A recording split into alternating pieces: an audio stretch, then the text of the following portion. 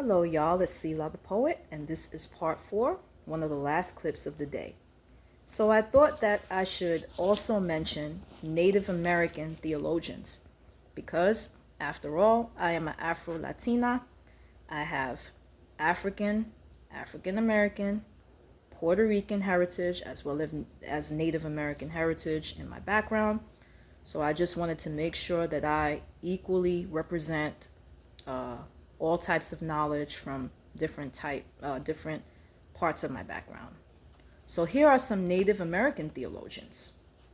Okay, Bishop Stephen Charleston is a Cherokee from the Cherokee tribe and Chata people, and his theologian speaks about there being one God, one personal God, and that comes from Native thought. The Great Spirit, which is what they refer to God as, is an active presence that we as human beings can engage with. Okay? Bicultural, Christian, and Native cultures. Okay? He spoke about honoring earth, okay, through the kinship. You can communicate across religious, cultural, and spiritual lines. Okay? And he said, Jesus said that you are my mother, brother, sister, and you are related to me.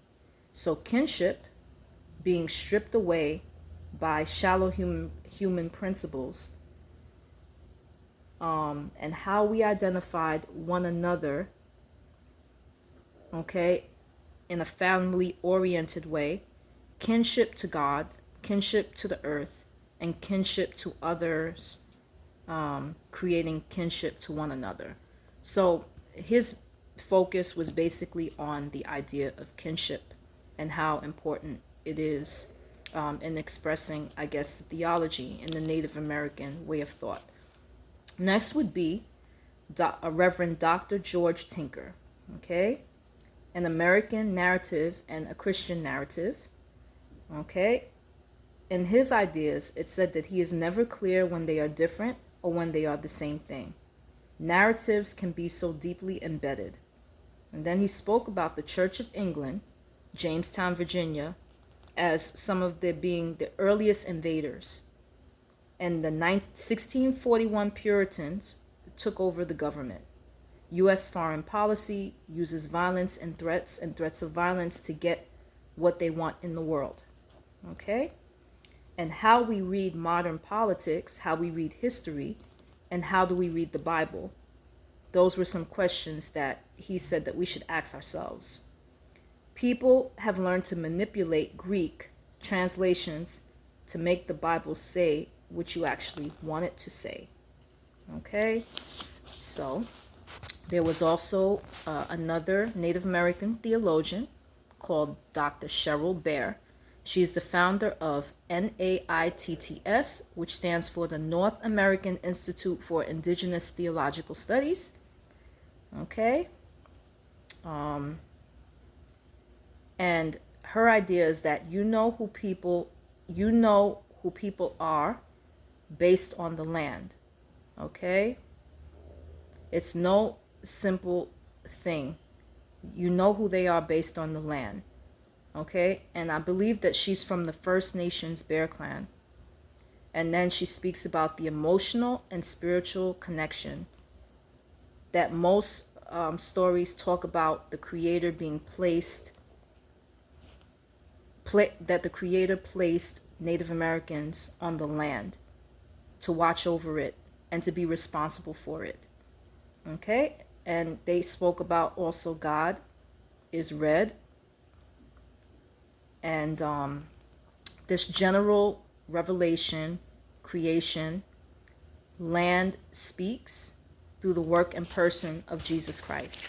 So these are just some different Native American theologians. I tried to name their names and some of the tribes that they came from and just some of their ideas.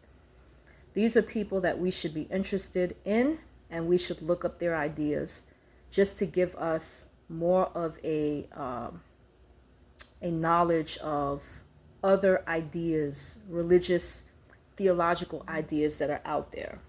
Okay, and lastly, I'm just going to speak about African theology one more time. So African theology includes traditional heritages of our peoples, okay, and speak about the contemporary problems of living, whether it's in the church, the state, or urban life, okay. It focuses on liberation issues, okay, as well as worship, service, ministry, pastoral and prophetic work of the church, okay, and it may contribute to something fresh to the Christian stream of thought, okay. And lastly, I'm going to speak about some Caribbean theologians, just to give them a mention. So, Charles Jason Gordon was from Trinidad and Tobago. He was a priest and a bishop of Kingstown, and it says St. Vincent to Grenadines, Bridgetown in Barbados. He spoke out against capital punishment and tried to build bridges between the gangs in the region. Okay, so that's Charles Jason Gordon. There's also another theologian named Garnet Roper. He was a Jamaican reverend and minister of a missionary church and the chairman of the Sunday Herald newspaper. Okay, and which motto was, "Who God bless, no man curse." And he was highly into into Caribbean theology. One of the ideas from it was that hope does not deny reality, and facing reality, okay, with an insight and a perspective. And Caribbean theology is also a public theology. Okay? There was also another theologian, okay, called Dr. Zenas Geary, who founded the Jamaican Theological Seminary, JTS, in 1960. Okay? And he was a mover of the Caribbean Evangelical Theological Association and founder of CGST School in Kingston in 1986. Okay?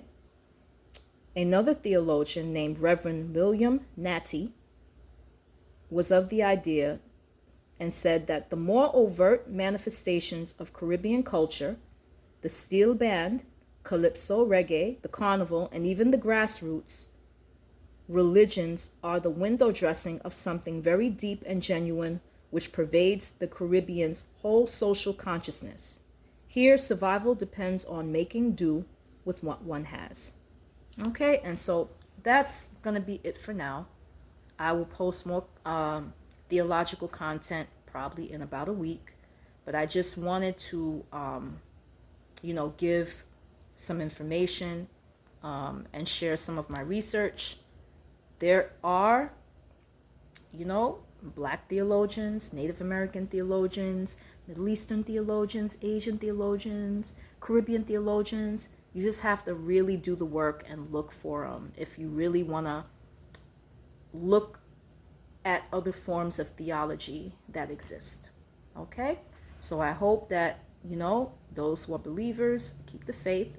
And even those who aren't believers, I hope that you'll look above to the Creator and be able to find some type of strength and some type of knowledge.